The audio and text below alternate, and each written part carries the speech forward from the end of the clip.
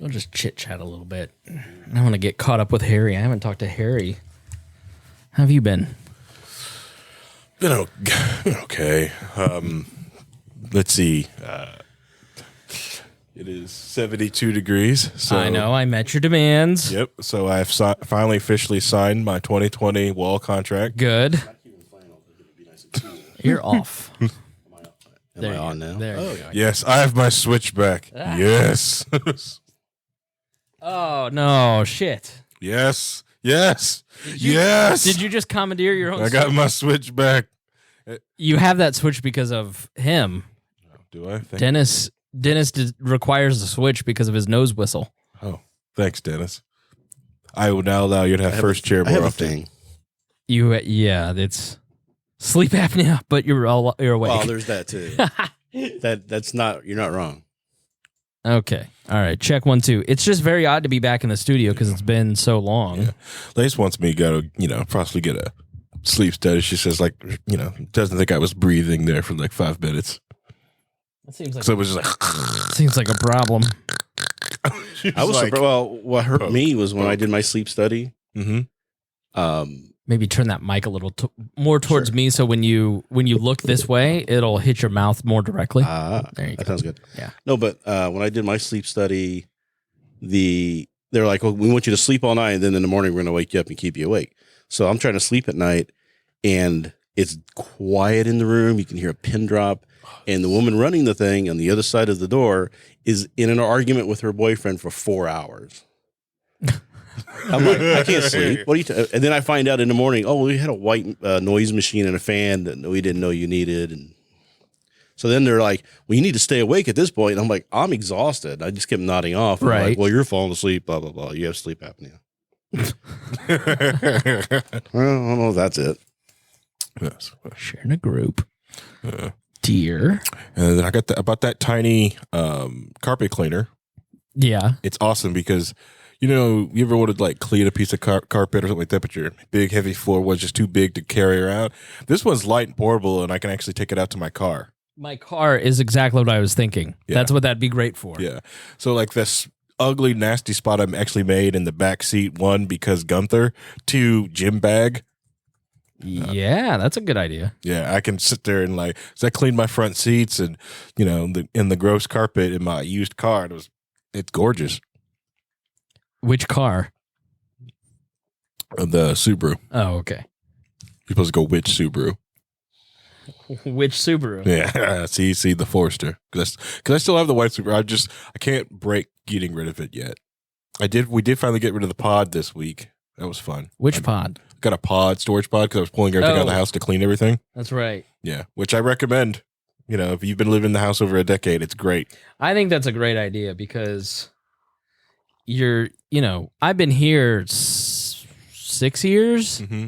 Oh, yeah. I can't imagine what's happening under that bed. I haven't moved that bed out. I will every couple years kind of, move the couches and vacuum under there, but not under the bed. Yeah, let's rent you a pod, pull everything out of the future studio location, and then put the studio stuff in there just so you can just feel it. And then once you understand that, you can just close the door. Harry, let me tell you something about my life right now. I'm actually thinking about taking down the studio. This is a good Patreon discussion to have. I'm thinking about taking down the studio because I've been. It's gone diddy on us. No. So I've been dating someone for a long time now. Just have not. I won't say who. There's many different legal reasons why. So I've had a serious girlfriend. You're gonna wait till she turns 18? Is that what we're talking about? That is inappropriate. 16 is the age of consent here in Indiana, so I'm safe. I don't think it's any surprise to anybody who's a patron. We're putting out an episode a week, but this time last year we were putting out 2. And it damn near killed me. And, now this time last year, we were doing great work. Right now, I'm doing good work. Okay work. It's not that I'm not into doing this. It's just that, over this past year, I've started doing the pat down. I started doing leaders and legends. Financially, I've never been in better shape. Romantically, things are great. I'm just in a very good place in my life. I'm more engaged in my local community. And I'd like to take down the studio and have a table again. Because I sit and eat at this table several times a week now. And it's like, she likes it. She knows this is a part of my life, but at the same time, it's like, I'd like to have people over for dinner again like I did before I built the studio, you know? And we don't really do video much anymore, and video doesn't really do much for us. And it's like, let's just be a really good audio podcast. Well, we could still do Zoom. I mean, yeah, we can still do video cameras on all of us. We're streaming like to the Patreon group right now, you know, and recording that video, but it just be at my kitchen table as opposed to having this elaborate setup. I don't need this. And frankly, I'm recording on my mobile rig with the Zoom H6, which is amazing. I'm recording several podcasts a week between the other shows, and we are Libertarians too. Like, I took this to Dallas.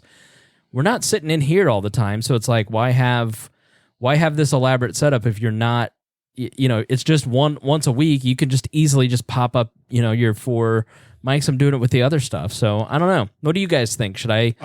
What should I do? I think you should consider maybe a different place that has an extra room, like I have an. Oh, you mean moving? Yeah. Right. Okay. Yeah. I am considering that because I would like to move to a house. I've been here 6 years. It's a fine apartment. I like the pool in the summertime, but I only had time to go like 2 or 3 times, and it's just kind of like my life is outgrowing, you know, this space a little bit. So my book collection mainly.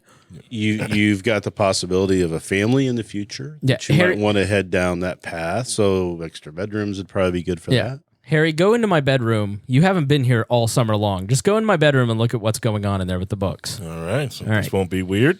Oh, yeah. You want to build a library, right? Build an actual library. You go in there too, Dennis. I want you to see what's happening in this situation. I've got a real situation happening here.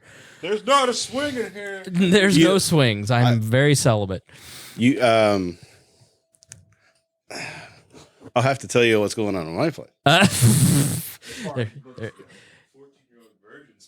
You got to say that on the mic so people can hear it. But you walked in and you go, I don't like changes because the bookshelves are different. I've added bookshelves because I had books stacked on stacked on stacked, and so now I gave them all their shelves. Now those shelves are getting stacked. So what'd you see in there, Harry? 14-year-old virgin Spangle is incredibly happy right now. He has made his inner child very happy. In what way? There's books on books on books close to the bed. Like, I'm almost envious. Reachable. Yeah, reachable. I'm like, oh my God. I go to bed happy every single night because these are 6-foot bookshelves. I have like 4 or 5 6-foot bookshelves in there and just rows and rows of books. It's magical. I see. I kind of did it to my bed too, but not like that. My wife vetoed the bookcase in the bedroom. Yeah. But I got the bed frame that had the headboard. That's a bookshelf. You reach behind there and you can pull books out. Yeah. Yeah. I just took over her side of the bookshelf, put my books there too, and the other side of the books. Yeah. So I'm just kind of outgrowing this place. Just a little. Yeah. You got to have books by the bed. Right. Yes. Thank you. That's where they belong. Right. You read in bed. The bed, the bathroom, the living room, the garage, car, kitchen. Maybe you don't need that many books next to your bed. Maybe you don't need 2 6-foot bookshelves deep of books, but I've got like bookshelves in every room. I had this idea that I was going to build this huge library. Like, you know, you go into and you had to wheel the thing out and go up to the second, you know. Oh, that'd be great. Right. So my wife, when we got married, her grandfather in the house that they grew up in had built a bookshelf. And it's like, got a lower part, it's got drawers and things on it. Then it's just huge, just bookshelf. Yeah. We've got that in our house now in a little alcove, and we got a living room. It's got bookshelves in it. Then I've got my office with bookshelves in it. We've got a hallway with bookshelves lining the hallway. Right. And then I've got boxes and boxes of books that I can't fit anywhere. Yeah. because I don't have enough bookshelves. I'm about to that point. It's like, So do I need a storage unit for my books? it's to the point where, okay, so the big bookshelf that we have is where I try to keep my like good collections of stuff. Like I've got a full encyclopedia set from 1920s. Okay. Right. With addendum years on them as well. Right. But just to have the old 1920s encyclopedia so you can look up and see what people thought the world was like back then, you know. It's idiots. It's like, oh, there's no such thing as Iraq and Libya and all sort of stuff. And, you know, it's like, it's interesting to see what was being said and what life. It's like a snapshot. That's like when there was a library for sale here in Indiana. It was a completely emptied out library, and I kept trying to convince my wife to let us buy it. Yeah, because she's like, "What are we gonna do with it? We'll have spaces for books. We can live in this library." Yeah. You know, she's like, "We'll never fill it." Oh, we could fill this. Oh, thing. I will. Yeah, half price books once a week. Forget it. Well, I would have got all the books out of the library and just put them right back in. Right? Yeah. Because they would have to auction them off. I'm like, all right, I'll buy that. How much to leave them where they are? What? Just leave them. Yeah. We'll take it without you selling the books. That'd be so much fun. Right, to have a library. Just live there. Of course, you know, now that I've got a daughter, you know, poor Gunther lives in the creepy library. But here's my problem. Yeah. I haven't bought an actual book in years. Really? Because, and even though I like the tactical feel of the book, I don't find myself having the time to just sit down and read.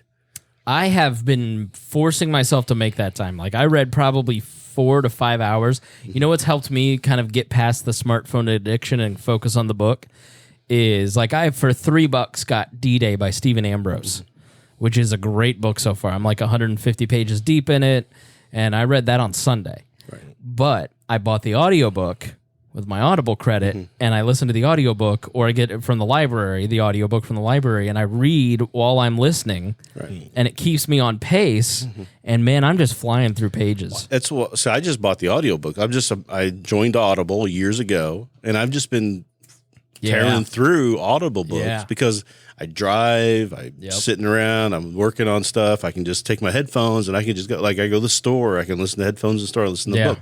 So it's like, it's more of a time saver to kind of dual purpose what I'm doing here. You know, I'm probably multitask.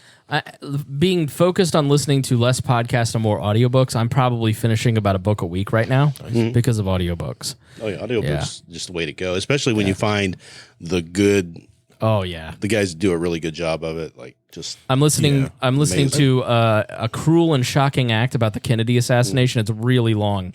This narrator's just so good. Like one thing I would bring up with the audiobook thing, I used to prescribe to this thing that I would only at one point would just listen to fiction in audiobooks. I always felt that like science or like nonfiction stuff. Right. But read the word of paper, and I would never, because I always felt I could get distracted too much when listening to the audiobook.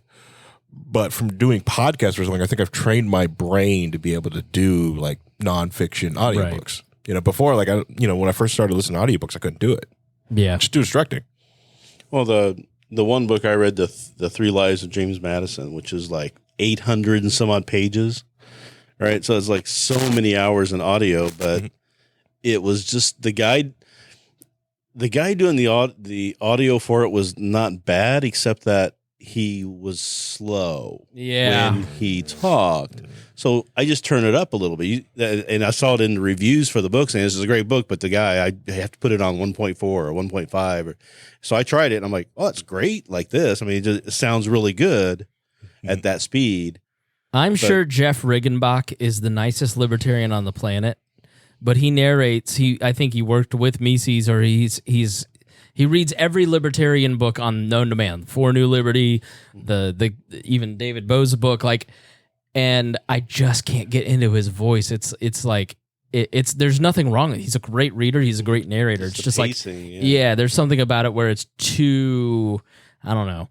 It's so that's always been kind of like when I see he's the narrator, I'm like, oh man, well I'll just get through it. But it's just like I was talking the other day about you mentioning that you listen to The Daily, which is not a bad informational podcast, but the guy who does it literally graduated from the Shatner School of Podcasting. We are here today with and it's up and down. It's like right.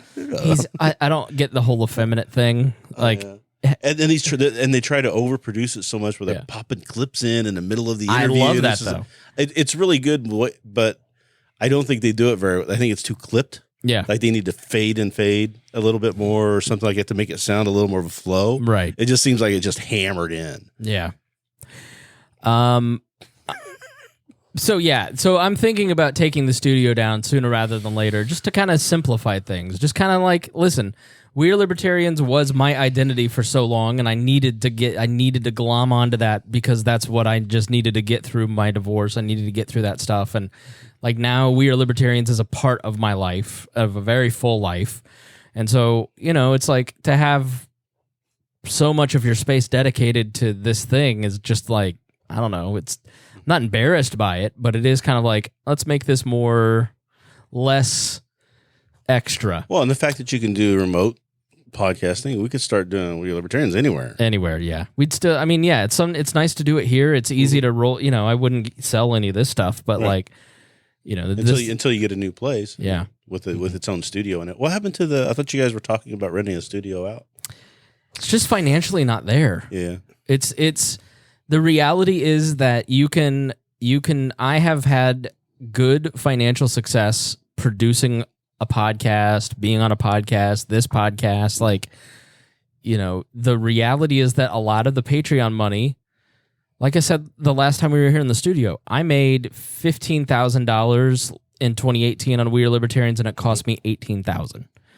So the economic realities are that you have to kind of keep your costs really low. This year, I will not spend nearly as much. I'm going to pay a fortune in taxes next year because a lot of what that money, the Patreon money has gone towards this year is loans I took out a couple years, 3 years ago to kind of get certain things that I needed to kind of get over the hump. And then that never materialized. It was kind of stupid on my part. And it's like, the reality is that money now is helping fund like the producing of this podcast and other podcasts, like all this equipment that's sitting over here. For instance, I had to purchase all that equipment, right? And great people like Christy Avery, Jason Doolittle, Craig DaCosta, many listeners, through a wish list have helped with that too over the years. But to take on the responsibility of renting out a studio for anywhere from $3,000 to $1,000 a month, and then you've got your internet, you've got the studio, the design that you're going to put into it. You just go, the realities of this. I've seen so many people start podcast studios in the last 5 years. I've helped design and build them. And it's just very hard to make any money off of it. And it's just one more financial burden to the podcast that you don't need. So it's like, I just would rather not take that risk of signing a year lease when in reality you don't know if your patrons are going to be with you. I mean, our patrons have been so good to us and they've been so consistent. So I'd love to have a dedicated space. We talk about that with the pat down. We talk about with this because it would be so much easier to walk in, sit down, turn the mics on like a radio station. The wall studio, you can do pat down out of it. You can do all those out of it. Correct. It would have to do something like that because having a physical space for 1 day a week or two, that's silly. You might as well take the money and just rented a house and just go, you know what? It's a 4-bedroom house to use just like a basement or something. Just like a music studio. You can just rent it out to anybody else who wants to do podcasts in the city. So you just schedule when they're going to do it. My hosting costs and my processing fees and all that take up so much of it. And so the reality is like I'd rather just do it out of my home, keep a little bit extra of the money when I have it, and enjoy the fruits. I mean, the reality is that We Are Libertarians is probably a $1,500 a month podcast with 10,000 downloads. That's fantastic, and I'm thankful for every person who's a patron and every person who listens. Are we going to be a 20,000 download show? Are we going to be a $15,000 a month podcast? I don't know. But we've been fairly consistent for about a year and a half at those numbers, and there hasn't been a lot of growth, even with me being on a top 10 podcast, right? So next year, it may be totally different next year because it's a presidential year. But at this point, I have to look at my financial realities and go, We Are Libertarians is going to bring in this much, and so I'm only going to spend this much on it and this much time too. So we're I'm not going anywhere. I will not stop doing this show. I will admit to being less interested in the news than I've ever been in my entire life because it's just so like. It's hard to watch the news these days because it's just way too partisan. It's like you can't find the Walter Cronkites and say, okay, this is kind of what's going on, and it used to be you could get that, and now it just seems like it's just people shouting at each other all the time. It's depressing. And so I've also doing the Leaders and Legends podcast. That has been really informational for me in the power of the Libertarian Party. All these people, I've got them running scared. That's why they don't want to debate me. It's like, no, bro. I'm sitting across from people. I've been involved in local politics for 20 years. I've been on a local radio show. I've been part of now the staff of a national radio show. I've been probably the most, if top 3, if not the most consistent libertarian figures in the local area.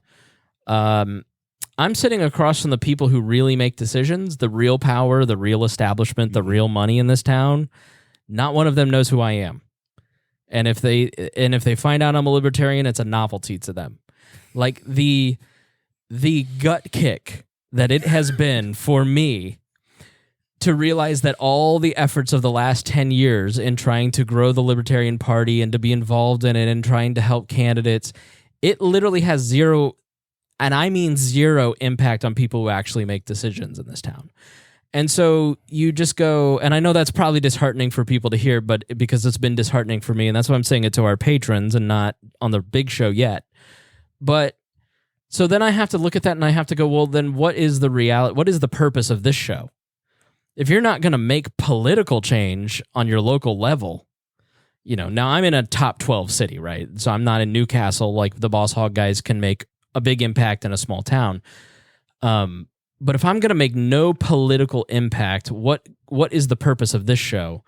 And I think the point of doing this show has always been, A, for me to learn and to kind of figure out what's going on, but B, to get the letters from people that go, what you guys have done, what I have heard. Like Al Jackson's episode hasn't gotten great downloads compared to some of the more recent ones. I think that's one of the most impactful shows that we've ever put out. Like I think Al Jackson was an important episode. It wasn't necessarily political, but it was a guy who is super successful in his mid-40s going, I just had to learn to grow up, and here's how I learned to grow up. And so what does We Are Libertarians look like if we're not really if we're just going to assume the realities that we're not making much political impact as a movement? Well, I don't know necessarily if we're not making a lot of. We may not be locally here, bro. We are a circle jerk movement. We are obsessed with the Joshua Smiths and the Tom Woods and the circle jerk of all that bullshit. Those people are not even worth it. But what I'm talking about is there's been change in the society in the last few years that I think libertarians have been a big part of pushing, as far as like marriage equality, as far as just some of these like marijuana legalization. Don't tell me that libertarians weren't part of all of that. No, one-to-one, person-to-person impact.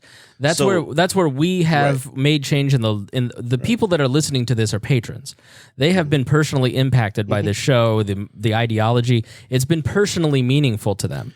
And my point is, though, is we could be reaching, and we should be out reaching those people who are in the country, not worrying about indie or anything like that, but anybody who's interested at all or has heard, well, what's this libertarian thing, and checks us out, to say, you don't have to be full on 100% ANCAP, whatever true libertarian is, but you can still we can bring you into a different mindset and make you see the world a little bit different way.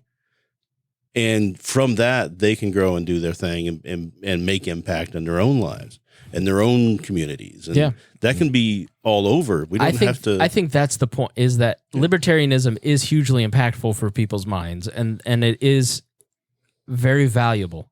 And I'm not saying that doing a podcast like this isn't worth the time.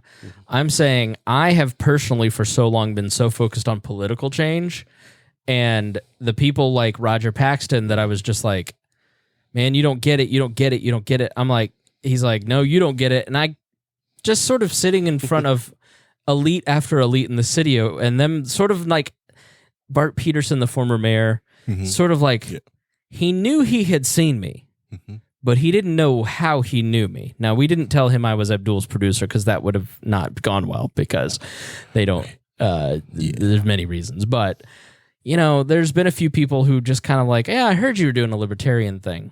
It's like, they had heard that I was involved in the LP. They don't look into what the LP, like political change, what the change that is important, what matters is what impact does this have on your personal thinking and what impact do you then have on other people's personal thinking? It's just a distillation down of stop trying to obsess over Donald Trump and think so much about how you can elect the next president or unelect the next president.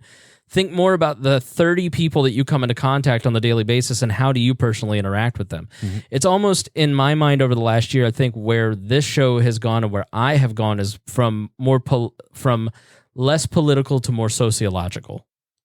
And I think that's always sort of been a difference of the show is that we look at society, not just politics. But I mean, when I tell you I've made almost no impact on local politics, I've only made impact on the people that I've met, people like you, people like Christy, Avery, people like, you know, my friends. I don't necessarily you know think you should we become your friends because of this, but right. I don't think you should discount necessarily that you haven't made any impact because those leaders you're talking about and you meet with the Leaders and Legends podcast, they're not 100% driving themselves. Yeah. They've got people talking to them, advisors talking to them, and those people have people talking to them. Sure.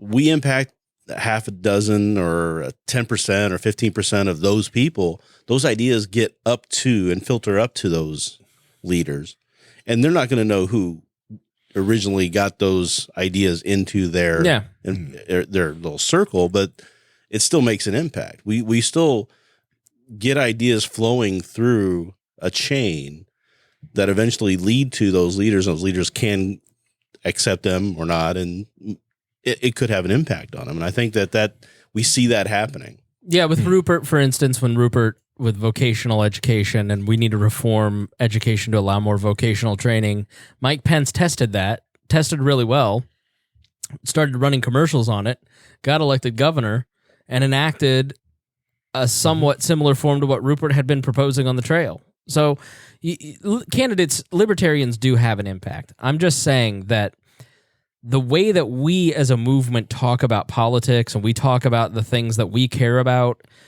it barely touches the public and it barely touches the power and elite in your local community.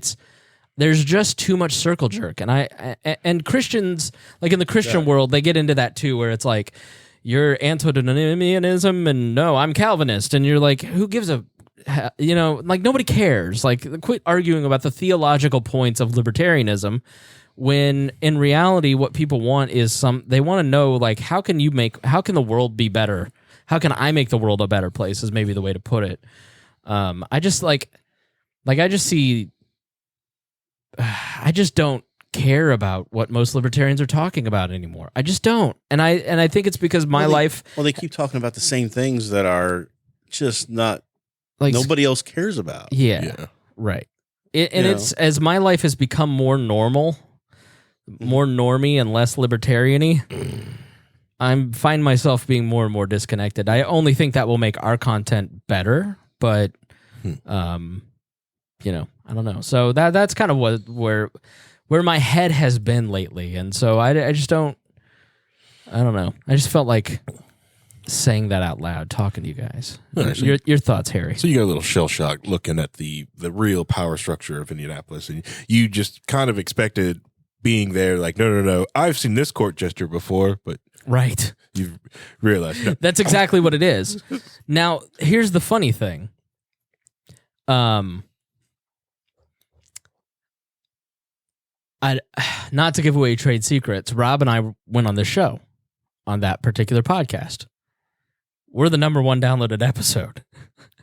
And we're the court jesters. There is no doubt that Rob Kendall is not taken seriously by the people that are interviewed on the show. I'm not taken seriously, but we have built a power structure and a power base that has been able to drive audiences. So, and that is a weird thing too, where the people that Rob and I are talking to, like the people that Rob is talking to are boomer Republicans on WIBC, the local talk station. And those people couldn't be further away from the people that the well-meaning, and I doing this show has made me rethink the establishment. Now, we've had our friend Abdul on to kind of talk about it before. A lot of these people are well-meaning. They really are doing good things, and it's made me rethink like how I talk about government and how I talk about the people in government. And am I actually helping by creating an enemy out of the government, and out of just political opponents in general, right? So, is it beneficial to public discourse for libertarians to constantly just nitpick at government when I'm sitting across from a guy who formed the Cultural Trail, something I have been very critical of here locally? If you listen around the country, if your federal funds went to help build this cultural trail, he's very proud of it. He has all the perfectly logical reasons why he thought it was a good idea. And in some ways it has helped the city, but we have a philosophical difference. The guy's not a monster. It's just a big ass sidewalk. And it's That's exactly right. And that's what I've always said is that all the people in politics are there because they want to do good things. Yeah. They have a good mindset. They may be wrong, in my opinion, about how they go about doing it, but they're really just trying to make everybody's life better for the most part. Now, there's people, and we'll get into one of those people later, that, aren't in that mind space. But for the most part, I mean, I think that everybody, even Bush, who I think we would agree did some horrible things. Yeah. I think in his mind, he was doing what he felt was the right thing to do for the better of the country. Right. So when I talk about Reagan and Ed Meese used to do lunches together, I mean, they were bitter enemies politically, but they used to go lunch together and talk and be friends. And I've been doing a lot of listening to a lot of the people who were around during the Clinton administration, during the impeachment for that. And their attitude is that it's different now. It's not the same. People don't see each other anymore as human beings. They see each other as political enemies. Yeah. To go back to Rhinehold's trickle up libertarianism, I see his point where you're talking about like, you affect these people in the power structure for getting to the people they talk to because you just keep affecting the people around you, which go into they'll affect other people. That whole, the idea that you could just touch too many people by just touching other people. Yeah, I get that, and understand that. The other thing I also like the aspect of the kind of right to on the it's easy for libertarian message because it's so countercultural to be how can I get these people to not see, to break them out of that system of like the government is always correct, they're doing everything good for me or a good benefit, but I want them to see it a different way, like it can be done a different way. So I think it's an easy scapegoat. Yeah, just like no, they're just bad because it's bad. Right, and what you learn is that the groupthink is very strong, and just like I always tell libertarians, like criticize Ron Paul on your Facebook page, just try it.